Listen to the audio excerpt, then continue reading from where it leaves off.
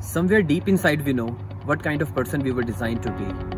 I believe it is part of our responsibility in life to discover ourselves and find out what our personal velocity is, the intensity and the drive with which we naturally operate.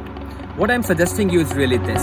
If you want to make some exponential gains in your creativity, in your productivity, and your service to humanity, the doorway swings inward, and the core area you really want to focus on is your infinite self potential. In this video, I want to briefly talk about 4 interior pillars, and that are really the DNA of self-mastery. The name I have given to this magical formula is SPEF, S-P-E-F.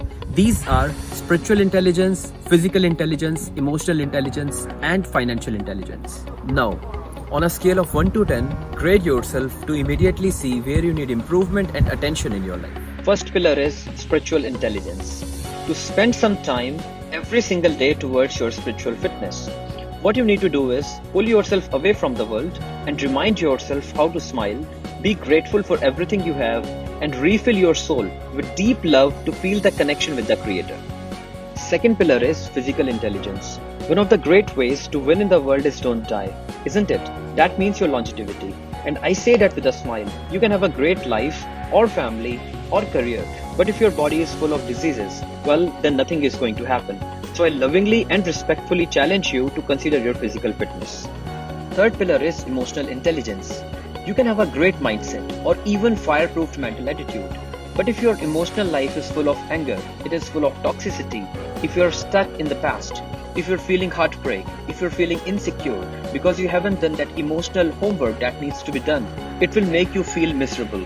And the problem is, so few people talk about this. But I will simply say, working on your emotional intelligence through meditation, through journaling, are among the best possible ways. And also, I can suggest you a must-read book called Emotional Intelligence by Daniel Goleman.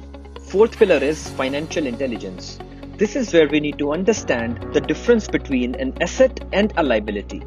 How we manage our money buckets, to divide funds for necessities, for financial freedom, for fun, and for the charity is a key takeaway. On the other hand, investing in books, business programs, or trainings to learn tools and strategies to better manage and earn your assets is another efficient way to strengthen this pillar. To sum up, I would say our life is nothing but merely a reflection of daily decisions we make. All you need to do is distinguish between your should and must to discover your infinite potential within.